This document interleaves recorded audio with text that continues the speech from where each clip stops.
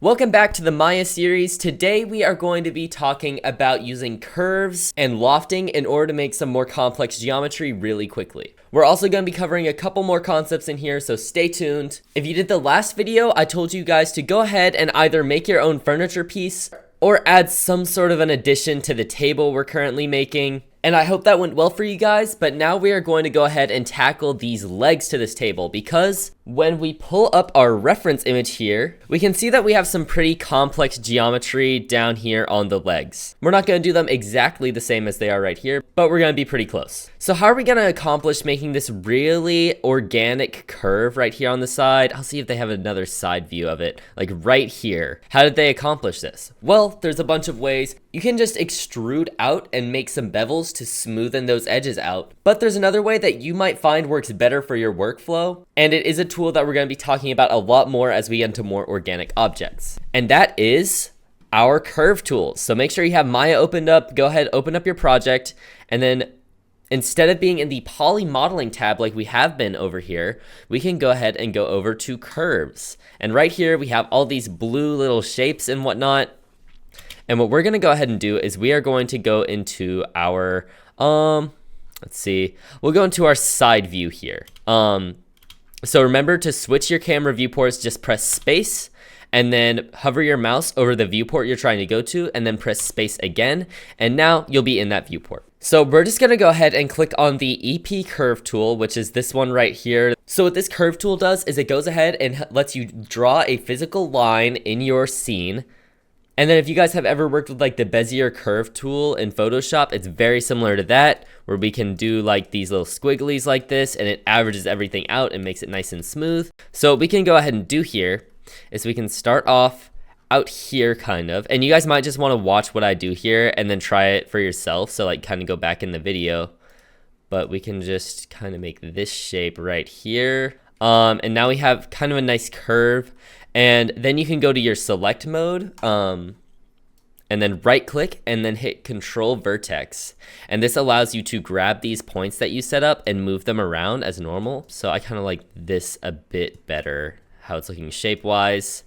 And once again, you can also do this exact same method with like extruding and beveling. I'm just trying to show you different workflows because you are going to need to work with curves in the future.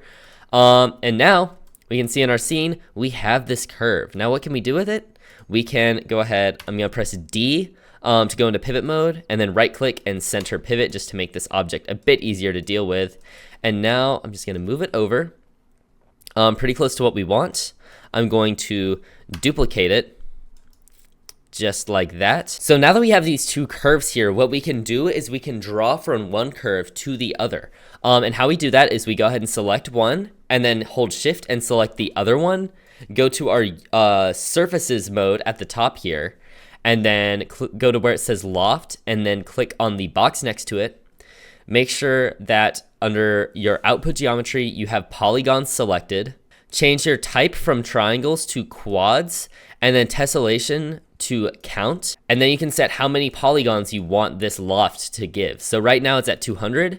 So right there, when I click apply, it goes ahead and builds geometry from one end to the other using 200 quads. And now you might find this is a bit too much, so you can reduce it to maybe like 75.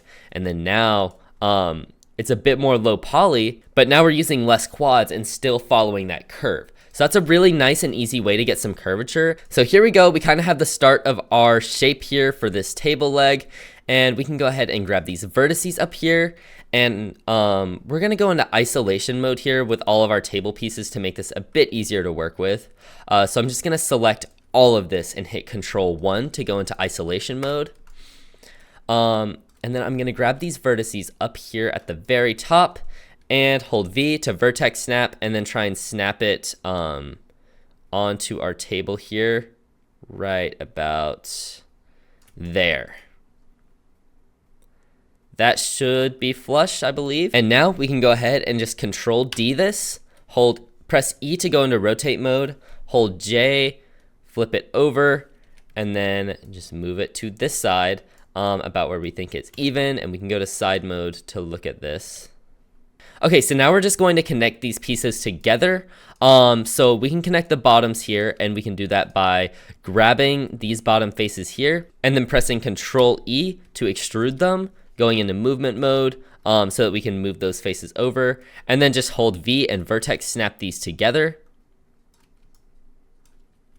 Just like that.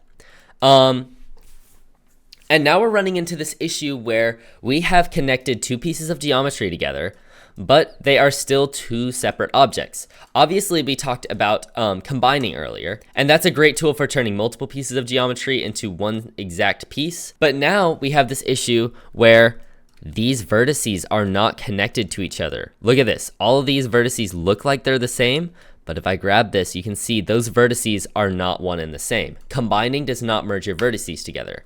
So what we can do is we can just go into our select mode and select all these vertices, go into our poly modeling tab, and then click on merge vertices. Just like that, we can move our vertices around and see that they are all combined now. Now that we have this piece for our table leg here, we need to figure out a way to connect all of these polygons together. And thankfully, there's a built-in tool for this called bridging. So how we bridge is we can go ahead and click this edge right here, and then go down to this edge right here and double click, and it'll select all of the edges in between those two edges. And then do the same on this side. So keep holding shift and then click this edge up here, and then go down here, shift, double click, and then it's gonna select all of these edges, and then all of these edges, and then all we have to do is hold shift and right click at the same time, and then hit bridge. And now our shape is completely filled in on this side, and we can just go ahead and perform the exact same operation on this other side. So shift and right click all of those edges to grab them all, shift, right click, bridge. Look at that. Once again, I won't stress this enough, you can get this same sort of result by just extruding, but this is another method. There's so many ways to go about things. And now from here, we can just kind of adjust. First off, right now we don't really need these edge loops, so I'm just gonna delete them so we don't have to worry about them. And then we don't need this face on the bottom either, so I'll delete that. And then this is still very high geometry wise. So I'm going to grab some of these edge loops by holding right shift and double clicking, and get rid of about half of these. And then when you're deleting edge loops, you want to hit Control and delete. Be sure you hit Control when you delete edge loops, because otherwise it's going to leave the vertices. Like if I grab this one and then just hit delete, it is going to leave vertices in place right there, which is going to produce n-gons, because now this face, even though it looks like it's 4 sides, it's technically 1, 2, 3, 4, 5, 6 sides. So always hold Control and delete when you're deleting edge loops to get rid of those vertices as well, so you can minimize cleanup work later on. And then I'm gonna grab this bottom edge loop and kind of put that out a bit and just adjust these however I feel fits the object the best. And that's definitely a decent start. So now that we have this, we can go ahead and grab our edges here and then bevel them in order to make this just a bit nicer. So I'll bevel that, make it less of a fraction to about to right there. I kind of like that. And I'm not liking how sharp this edge is right here, so I'm just going to bring that up and then bevel it to help smooth that out. And there we go. Now we have one leg of our table. And we can just go ahead and duplicate this with Control D and slide that over. We'll go into our side view to make sure that it is all aligned. And probably about right there is where we want it. And we can always adjust this if need be. But yeah, now we have some legs for our table. And let's just go ahead and make a connector beam, and then we should be about done with this table here. So we'll do just a square. Move that pivot over to the side. Try to work pivot snapping into your workflow, guys. It makes things so much quicker. We'll just make this in the center here and move that over with vertex snapping. We'll grab this face and snap it in place there. And then we know that the faces on the end of this cube are not going to be seen. So what are we going to do? We're just going to go ahead and delete them right off the bat, so we don't have to worry about them later, especially when we're beveling our edges and whatnot. Make this a bit taller, make it a bit thinner. Move it up a bit, maybe a bit smaller.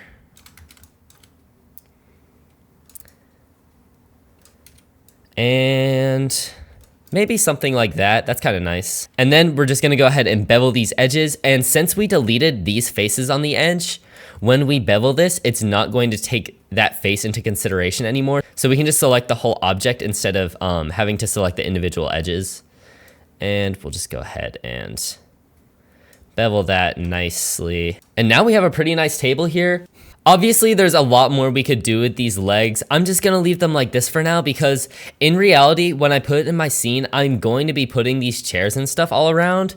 That's going to be kind of taking away from the legs. So we gotta make decisions on where we wanna put our time modeling.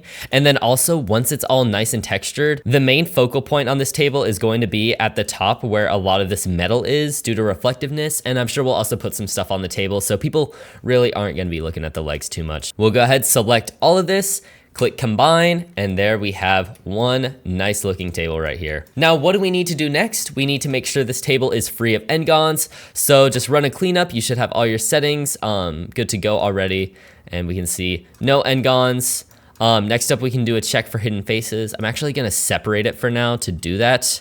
And yep, we got hidden faces. So delete these. That was a pretty big one, but to recap on this episode, we talked about curves and lofting. We talked about bridging, and I overall tried to work a lot faster in this video to help make sure that you guys are understanding the concepts and committing them to memory. In our next video, we're gonna be covering a couple more props, such as how to make a candle and just kind of finishing the props for our scene, and then we're going to get into architecture. Hello everyone, apologies, the video cut off early, but if you want to see the next video, just go ahead, click on screen right now, and as always, I'll see you guys next time. Bye-bye!